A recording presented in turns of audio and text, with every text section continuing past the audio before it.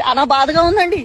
నా పాలు నేను ఇంట్లో కూర్చొని కొట్టు మాంసం తింటుంటే బాబోరు ఫోన్ చేసి, ఒరే పవర్ రేంజరు లడ్డు మ్యాటర్ చాలా స్లోగా నడుస్తుంది, నువ్వు వెళ్లి ప్రెస్ మీట్ పెట్టి అగ్గంటిచ్చి రారన్నాడండి. సరే బాబు రెస్యూరెన్స్ ఇచ్చారు కదా, పైగా ప్రభుత్వం మందే మనల్ని ఎవరు ఆపేదని ప్రెస్ మీట్ పెట్టి 11 రోజులు మాలేసేస్తాను, సనాతన ధర్మాన్ని కాపాడేస్తానని రెచ్చగొట్టి మా తల మధ్య కూడా పెట్టేశాను కదండి.